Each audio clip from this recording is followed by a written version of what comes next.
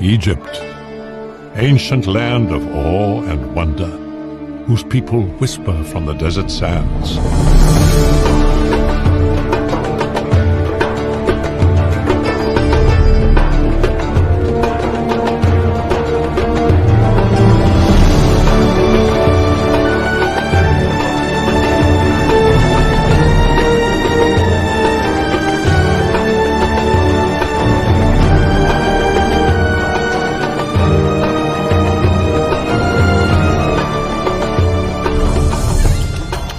Egyptians, life was eternal.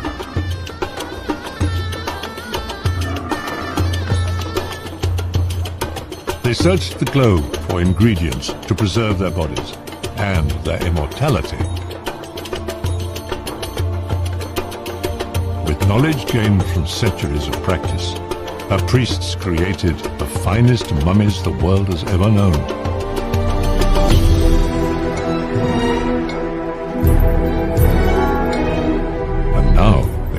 Critical journey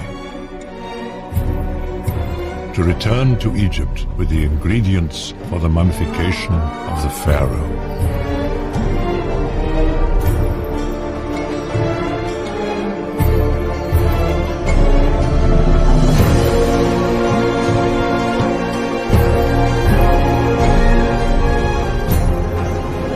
Ramesses the Great was being prepared for the next stage of his life, when his mummy would resurrect in paradise.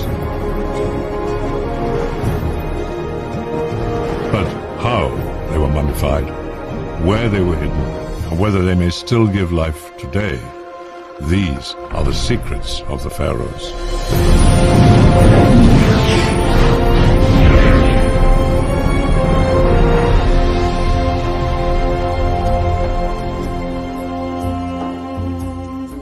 There is a handful of mummies whose names were written on their bandages and coffins. These mummies are people who did not decompose when they died, because their flesh was preserved by secret methods.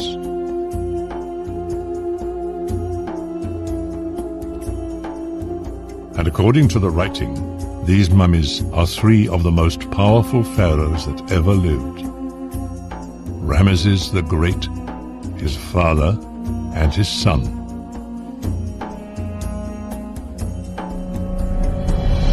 Ruled by pharaohs like Ramesses, Egypt's empire dominated the Near East for 3,000 years. And in all that time, Egypt's gods and government barely changed.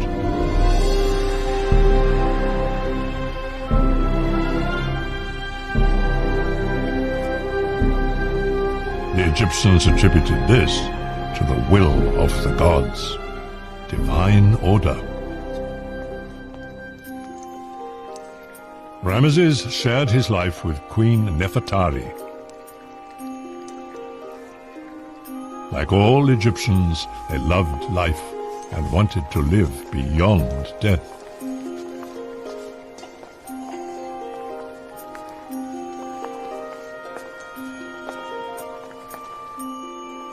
They thought dying was just a gateway to the next world, that if they'd been good on earth, their lives would continue in paradise.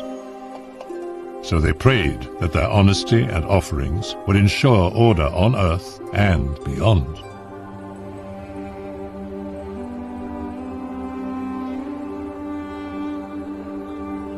The Egyptian universe was controlled by the goddess Maat, who governed the world and the heavens.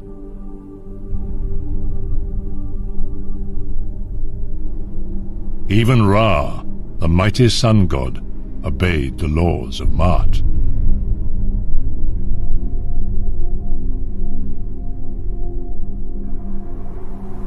If Maat's order was ever broken, the sun would not rise. The moon would not follow. The Egyptians' mummies would never rise again.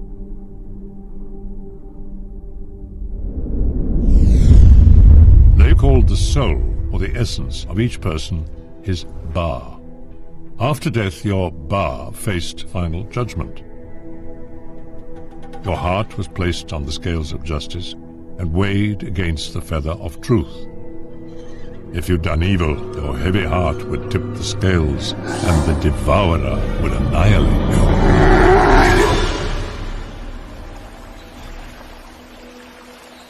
But if you'd always been truthful and righteous, your heart would be feather light. Your soul would fly to paradise to re-enter your body. Your mummy would come to life in the next world, a world in which every moment was like a beautiful day in this one. But the preparation of the mummy for this journey remained a secret. The Egyptians recorded their tales of war and death.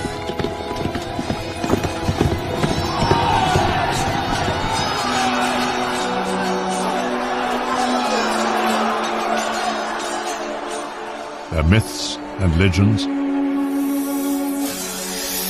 Everything except how they mummified their dead. Strangely, no complete records have been found. So when the last priest of ancient Egypt died, he took the secret to his grave.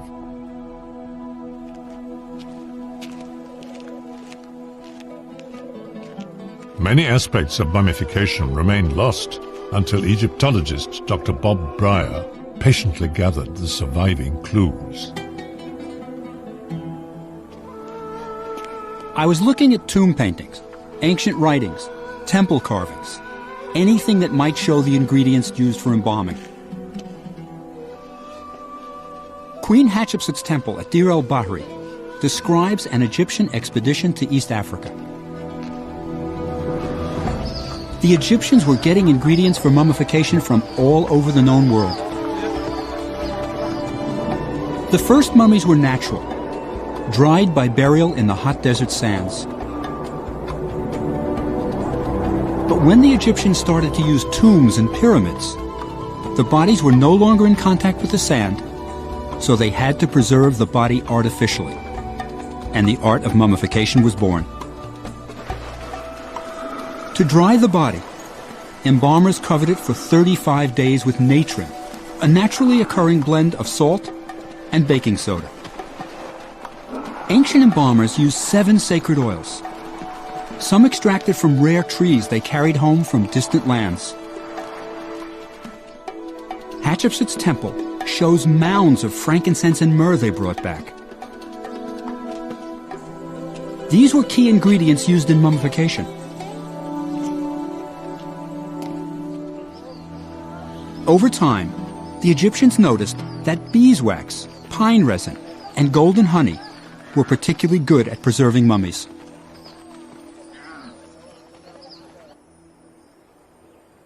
These natural antiseptics were described by the Greek historian Herodotus in his book.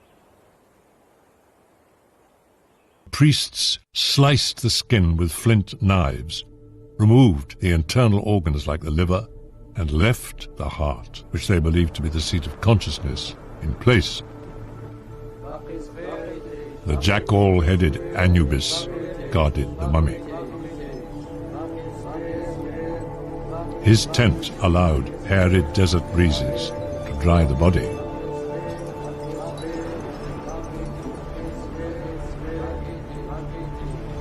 His priests adorned the dead with gold and perfumed them with frankincense and myrrh. With the ceremony of the opening of the mouth, the mummy would breathe and speak in the next life.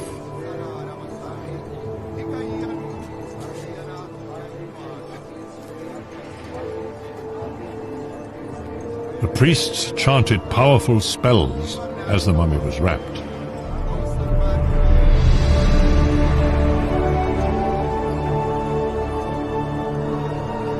And with the declaration of innocence that the person did not sin in this world, he and his mummy would be reborn in the next. We knew about the religious rituals, but there were still gaps in the mummification procedure that I could only fill in by creating a modern mummy. So I teamed up with a colleague, anatomist Ron Wade, and using a body donated to science, we performed the first human mummification in the Egyptian style since the time of the pharaohs.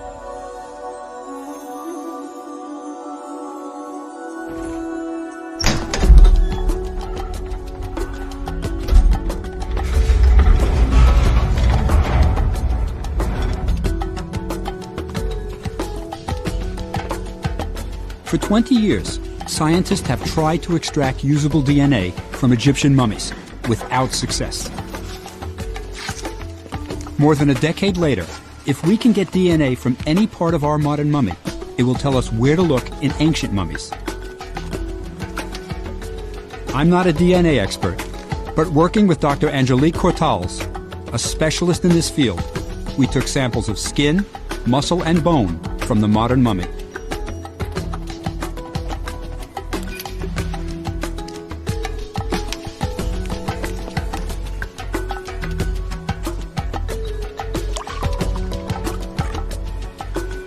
What makes it so difficult to extract DNA from mummies?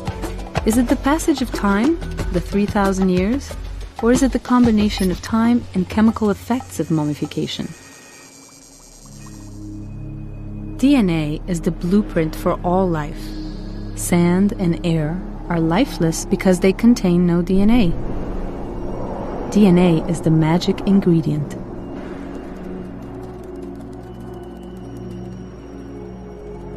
Where there's DNA, there's life. This instruction manual is written in a 4-letter code. You rearrange these 4 code letters, and you get endless possibilities to make a living organism. So a beetle and a bee, a bird and a man, have the same components in every cell, just rearranged and in different lengths. DNA changes slightly with every generation, and these changes are recorded. So, by comparing their DNA, we can tell how closely plants and animals, including people, are related. DNA can even tell us what diseases ancient mummies suffered. Some diseases, like malaria, are caused by parasites invading the body. Some of these parasites have left traces of their DNA in the mummies.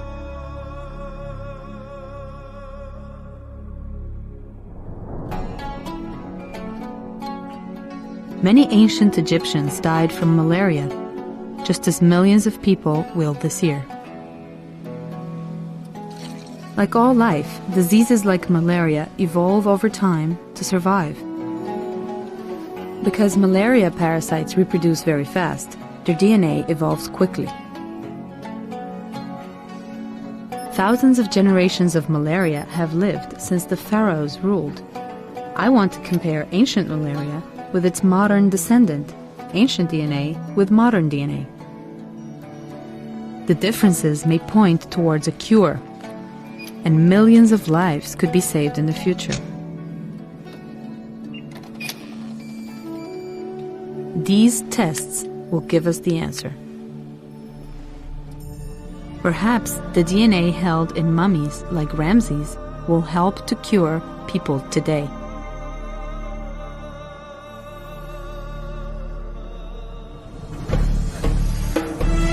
To advance her research, Dr. Cortals has travelled to Egypt to see the latest mummy dig site. She's visiting Dr. Zahi Hawass, the head of Egypt's antiquities, on his excavation at Saqqara. In early times, only the pharaohs' bodies were made into mummies and buried in their pyramids. Later, more people were mummified. First, the other royals, then the nobles, and by the time of Cleopatra, the middle class too. So during Egypt's history, literally millions of mummies were made. For scholars like Dr. Hawass, these mummies are windows to ancient Egypt's past. Many of these mummies still lie beneath the ground, awaiting the call to paradise.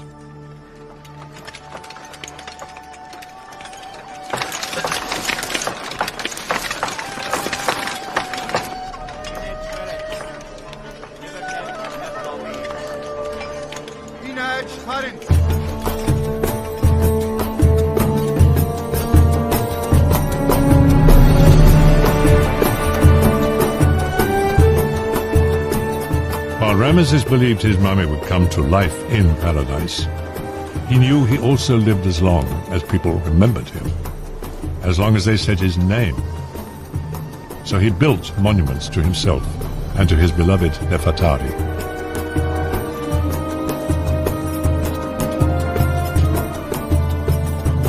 The gods demanded that the pharaoh keep Egypt safe and rich. So on the bank of the River Nile, at Egypt's southern border, Ramesses constructed Abu Simbel, a warning to the barbarians beyond. Ma'at, divine order, was maintained for centuries.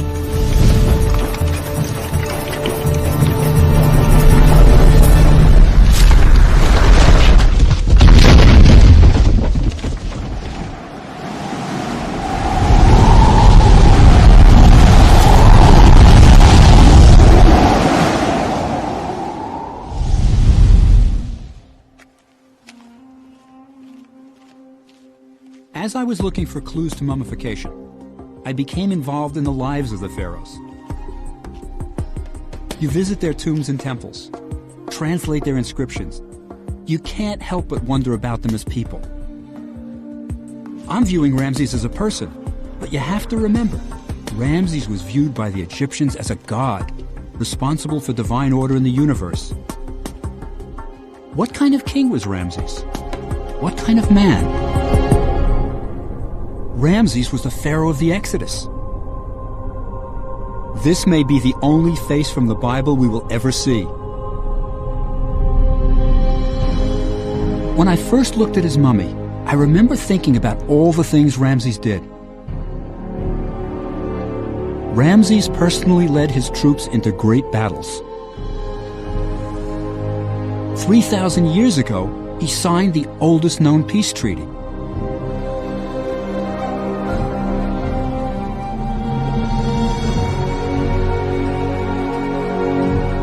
Ramses built more temples up and down the Nile than any other pharaoh.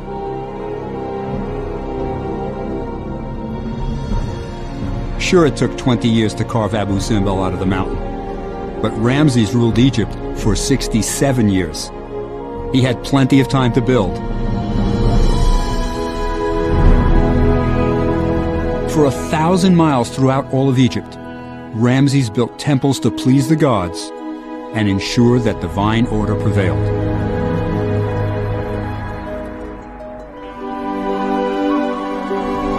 He intended to be remembered because the ancient Egyptians believed that the memory of a good man lives forever.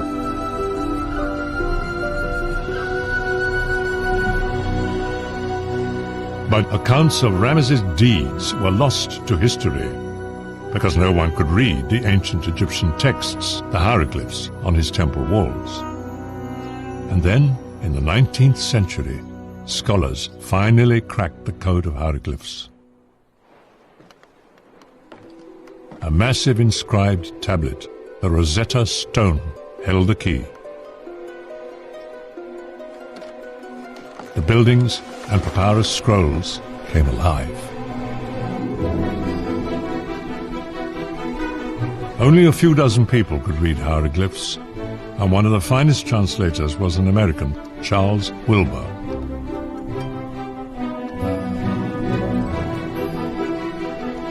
With the unlocking of the secret code, a passion for Egypt, Egyptomania, was born.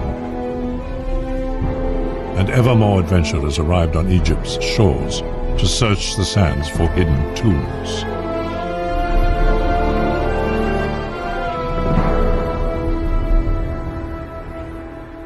But when adventurers entered the pharaoh's tombs, there was a mystery. They found paintings of the pharaohs, their gods, and their mummies everywhere. Anubis, god of mummification, protected them after death.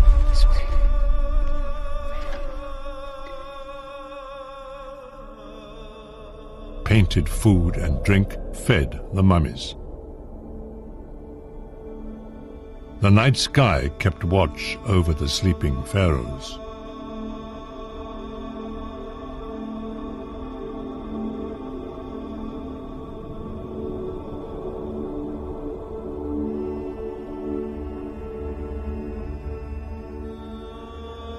Work on the tombs continued until the pharaoh was buried, when craftsmen stopped what they were doing and left.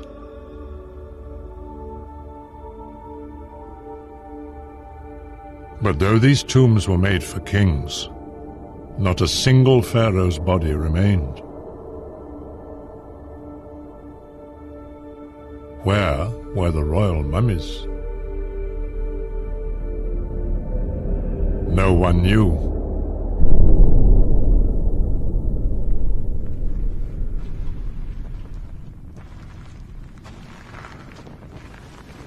Tombs have been robbed for thousands of years.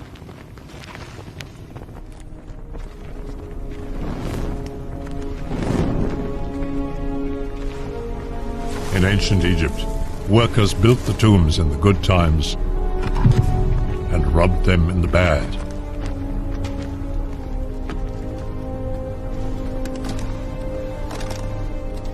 After the great reign of Ramesses, there had been many hard years, so the royal tombs were raided.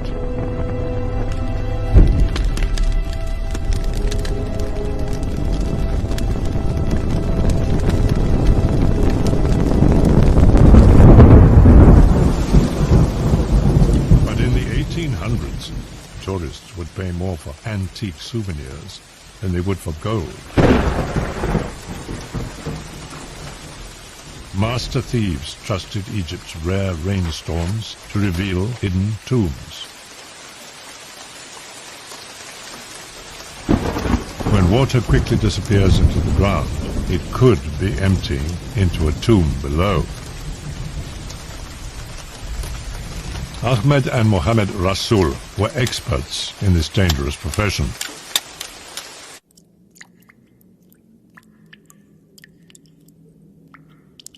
And now they'd made a discovery that would change history.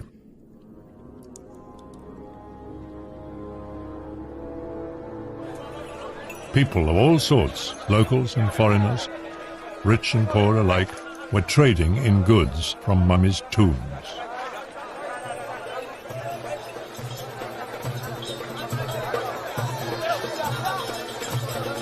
Like other codebreakers, Charles Wilbur knew no pharaoh's mummy had ever been found, but that some unusual artifacts had recently appeared for sale in Egypt.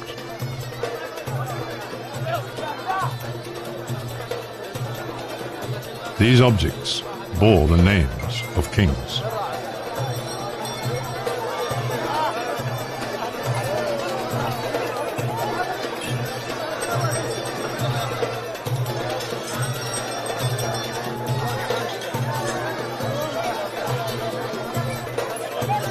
The Rasuls could not read the hieroglyphs on what they found, but Wilbur could.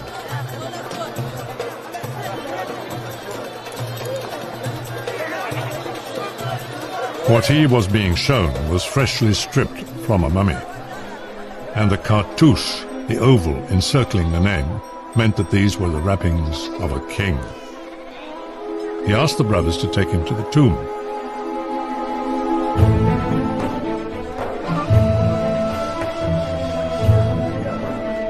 The gleaming new house told him the brothers had come into some money recently. There were only two ways to earn a living here: farming and tomb robbing, and sudden wealth didn't come from farming.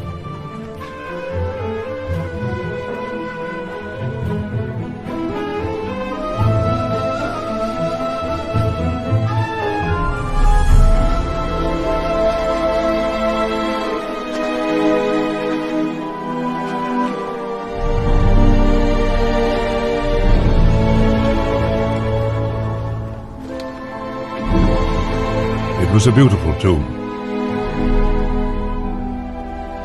but not royal.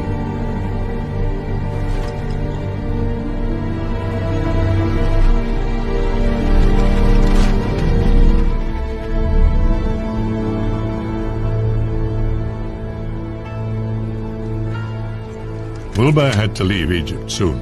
He pressed the brothers to tell him the tomb's true location. They were suspects already, and police judgment would be rough if they didn't cooperate. In desperation, he offered bakshish, a bribe for the truth.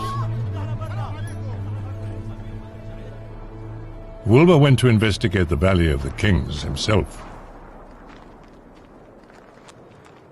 In early Egypt, pharaohs built their tombs in pyramids, but the gold in the pyramids was a magnet for thieves who plundered them soon after they were built.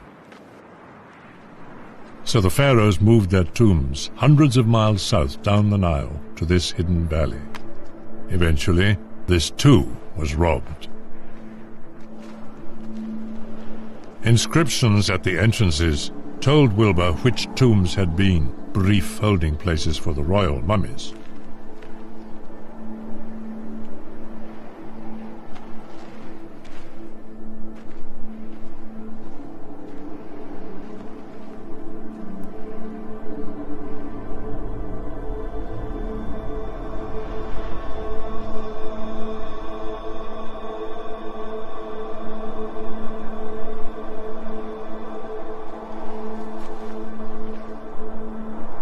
But the trail went cold. And why had relics from different kings and queens, spanning centuries, appeared on the market suddenly and at the same time?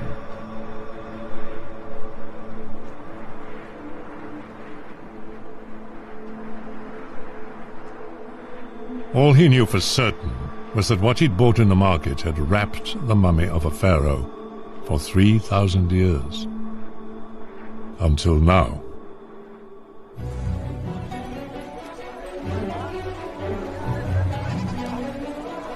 Wilbur wanted to save a pharaoh's tomb.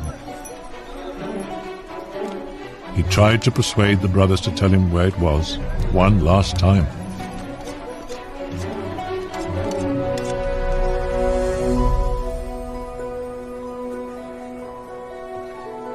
Wilbur had to leave, and Egypt's heritage lay in the balance.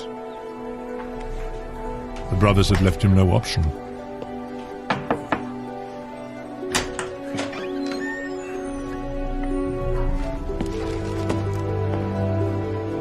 Emile Bruges was the top antiquities official in Egypt at the time, and another code breaker.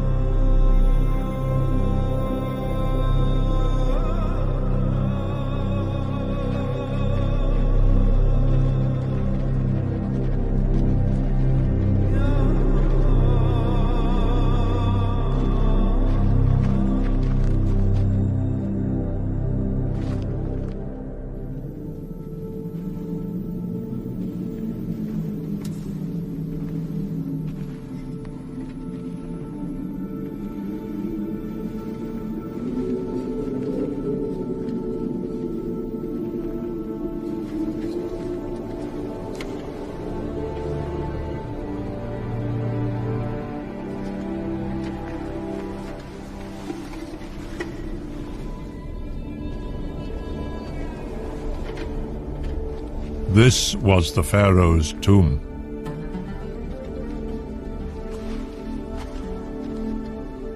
But it was unlike any tomb ever seen before. Dozens of mummies, all royal.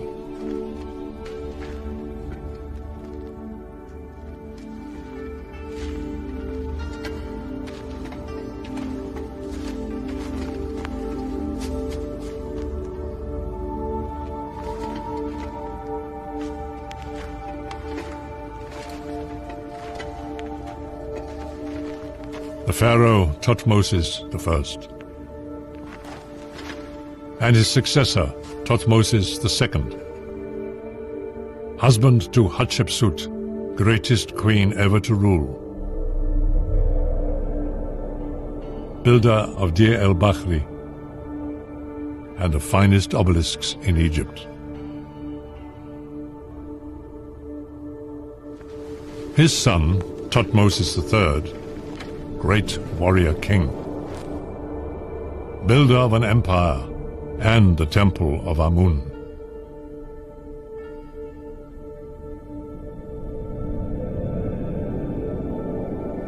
Ramesses III, whose legacy stands at Karnak and beyond.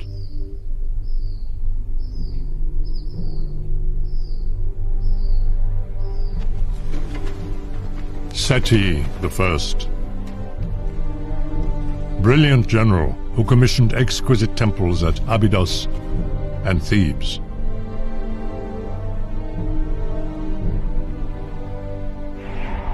And his tomb in the Valley of the Kings.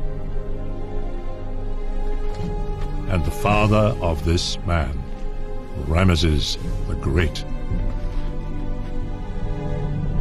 His temples at Luxor and Karnak endure. Abu Simbel still guards Egypt's southern border.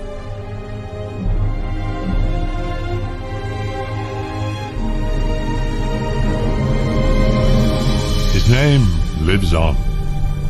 These were the men and women who built Egypt. To Cairo, immediately go.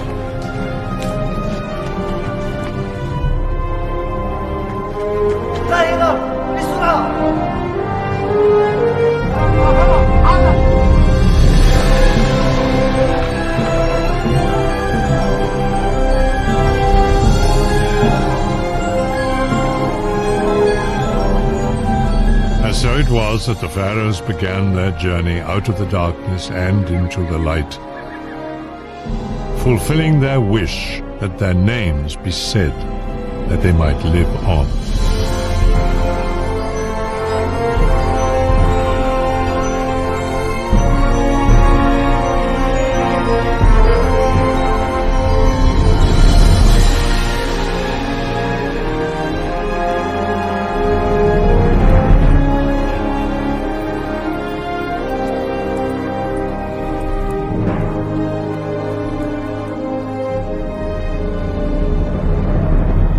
Four decades later, Howard Carter would find the near-perfect tomb of the boy king, Tutankhamun. But the greatest cache of royal mummies in history, 40, including 12 pharaohs, had left the Valley of the Kings forever. These mummies traveled 400 miles north to Cairo, where they lie today.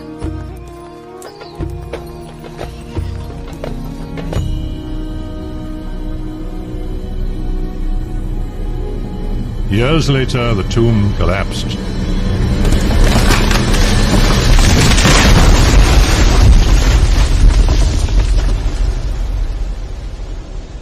But the mummies had been saved and may yet yield their secrets. The samples from the modern mummy's skin, muscle, and bone have shown that the skin and muscle didn't contain DNA, but the bone did. 4 times more DNA than ever extracted from an ancient Egyptian mummy. Now we know where to look for DNA in ancient mummies, in the bones.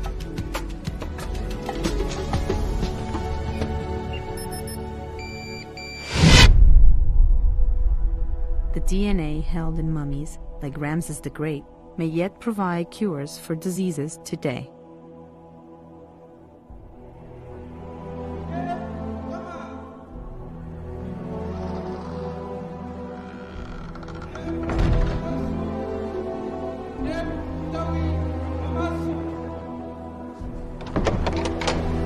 Some might call it luck that the ancient priests hid the pharaoh's mummies,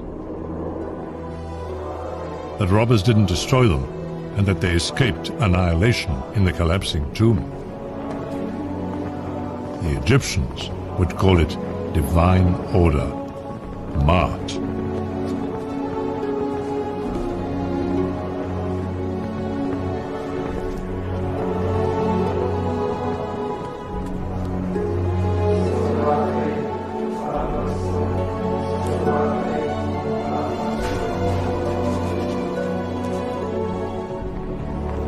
But now we may be on the cusp of another wonder. The pharaohs' mummies have meant different things over the centuries. For the ancients, they were a source of hope. For the robbers, a source of wealth. For scholars, a source of knowledge. But finally, perhaps the mummies will fulfill their destiny. To sustain the gift of life.